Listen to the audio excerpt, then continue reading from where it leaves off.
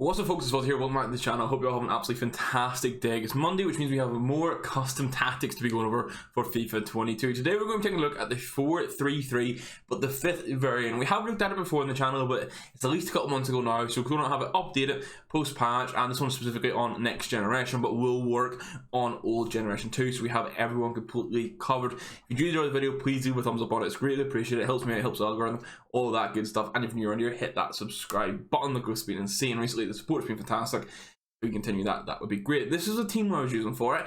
Very, very nice. I will note when we go into the personnel side of things that there would be a slight change you can make, but overall, the system worked really, really well. I used it for about a week and a half in Division 1 and Elite Rivals, and then also in Foot Champs. So if we flick over onto the custom tactics side of things, we have it in our attacking section, but as I always say, this doesn't mean it's deemed an attacking formation. Think of this as 1, 2, and 3, and 4 as your options. We are running press after possession loss with 47 width with a 65 depth. So as I've been adjusting to next generation, obviously there is like a bit of an auto drop back, and it can be harder to build up.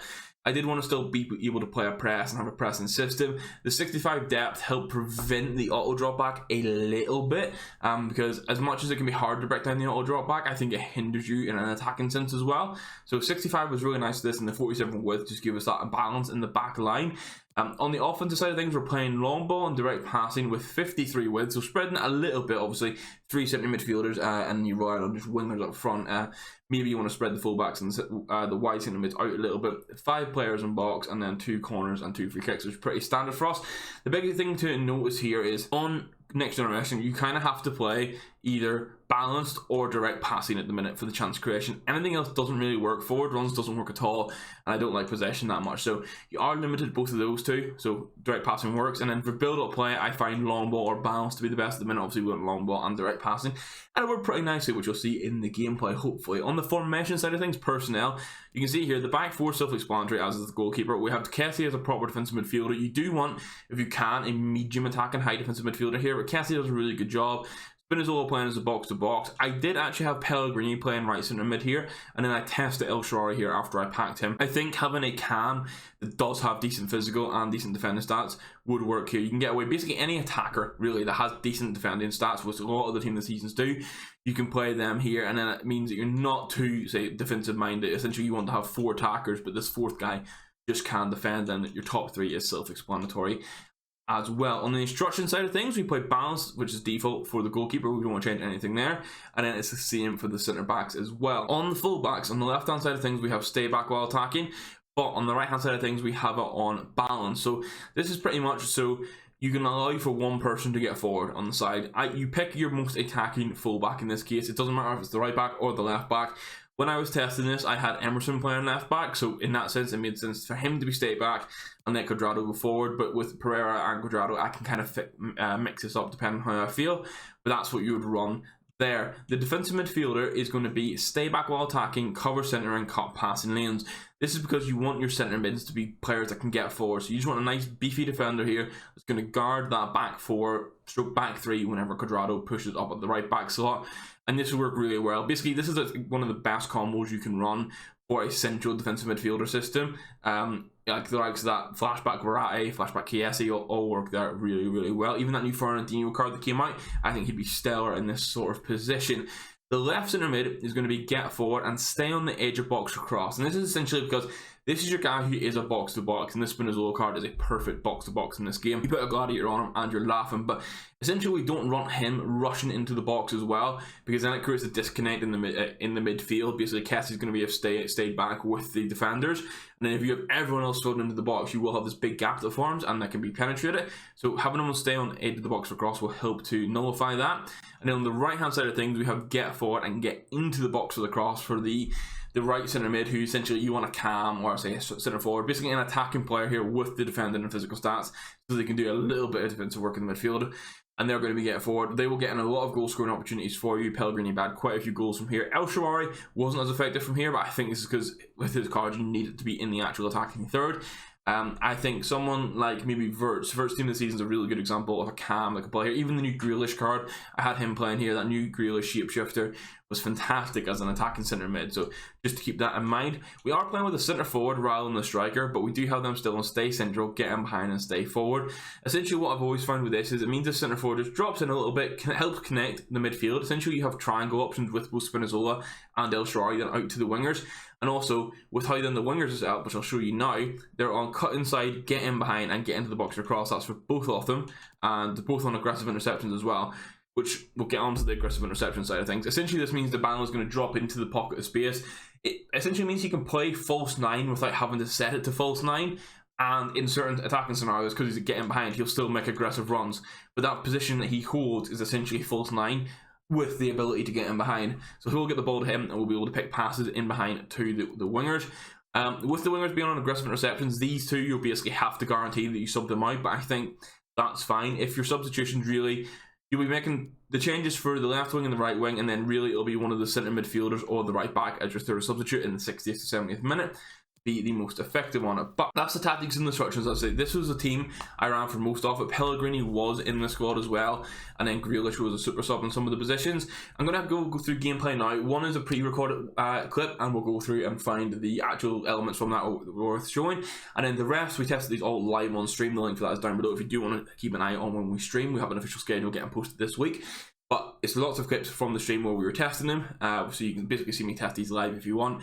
But yeah, without that, we'll dive into the gameplay now and show you these 4-3-3 fifth format. So this is the first pre-recorded game. This team's flashed by so quickly on next gen compared to the old gen. It's really hard to see the team. Really squad. I'm going to go through and find the key moments here. I think basically this was the second half. We changed to long ball, and it was really good. Actually, this run from Dybala was so good, and then Alisson makes an absolute crack. See, if Alisson in next gen as well, it's absolutely bloody nuts. If you can get him into your team, I think it's a must. So basically the entire first half we had forward runs on. This is my first game on the next gen console, the Xbox Series X. And this is when I really found out that the forward runs didn't work and you have to have direct passing on. You can see here, people were just making really nice runs. You managed to get the ball into the box, and that was just such a cheeky finish.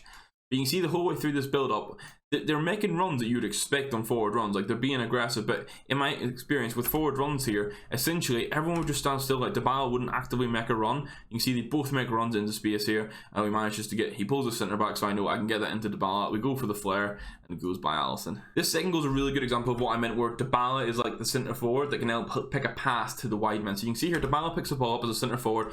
We play it into the, I said we've got the triangle with Pellegrini, Spinazzola, and Dybala. We play it to Pellegrini. Now Dybala makes the run in behind, and so does Felipe Anderson, and we just chip it over, and on Felipe Anderson's 4-star weak foot, he smashes it in, and I got that sort of ball opportunity so often. It doesn't always work. There will be cases where it doesn't work as well. Maybe like if someone's playing a 5 or 3 at the back, with like, then they get basically they've got 5 defender lines trying to play that ball through.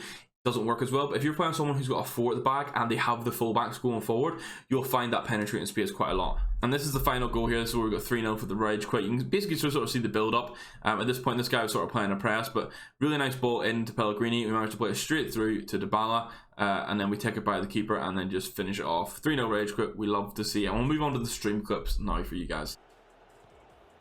Fine though, still the ball. I want Pellegrini to make like a deeper run. Work to get past his man. The offside. I think he was he offside? No, that stands really nice. Obviously, I think I thought he was like a yard offside. Really nice ball through. So that's where sometimes with the system you have to be a little bit more patient with it. I had to wait for obviously the run to happen. Alright, 3 changes made. Obviously, we're only 1-0 up in this game, so like it's by no means done. As I say that, killing these scores. He stayed onside. There you go. Easy. Connection to the center forward there. Touch. Got back. Oh, Pellegrini took off him. What are we doing? Oh, that was nice though. Oh, that was so nice.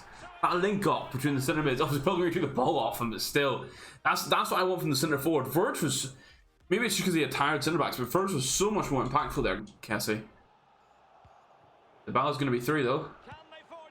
Dybala 3. What a finish! And that's just how it is defended. He's found it real. Oh, I tried to move my Yang for that. Shit. I don't really like so much the formation, man. I think that's just a bit to my defender and his good attacking there. Anderson, is he still onside? Oh, what a finish! What a finish. That's the balls over the top that we're looking for that left mid and right mid. The one top bends. It was very similar to that. You just want to get those little balls over the top. Just because they don't get in behind with cutting inside as well, it means that those runs can be a bit more aggressive, and we just want to concede it as I'm fucking talking. Oh my word. I think I'm going to try and either just play that short or hit it deep. I mean, there's not much more to say. Dybala, you know, slit. They listen. Slit the player and they'll score. Oh, I wanted to go to Dybala straight away. Not. Oh, I thought I'd gone to Dybala first time. He was clean through. Get Quadrado involved.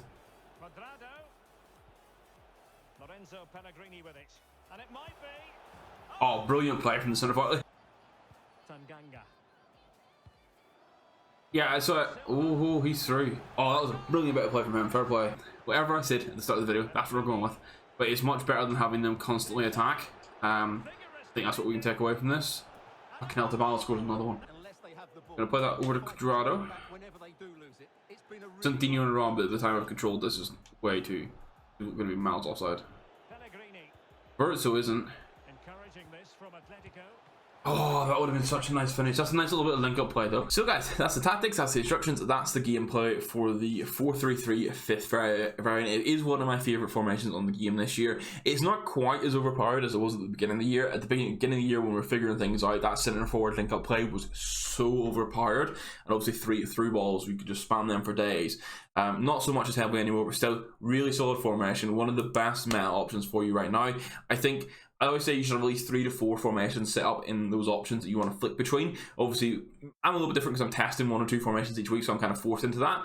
But if you can utilize all 4 spots, I would definitely have this as one of them, and then you can build out the other 3 as you see fit. But that's the video for today, guys. If you did enjoy the video, please do leave a thumbs up on it. It's really appreciate it. Hit that subscribe button if you're around here as well, and we'll catch you in the next video. As I say, we will have the stream schedule announced this week as well. So if you want to check out the links down below, you'll see the Discord, the Twitter, and that's where basically that will get announced. And there will be the stream link as well if you want to go follow the Twitch page. That aside, thank you very much for watching. Hopefully this gets you some more wins. Let me know. The feedback down below in the comments is always fantastic. If you do find it useful, if it does help you get those wins, or if there's any tweaks you feel need made. I'll catch you in the next one. Thank you very much for watching. Goodbye.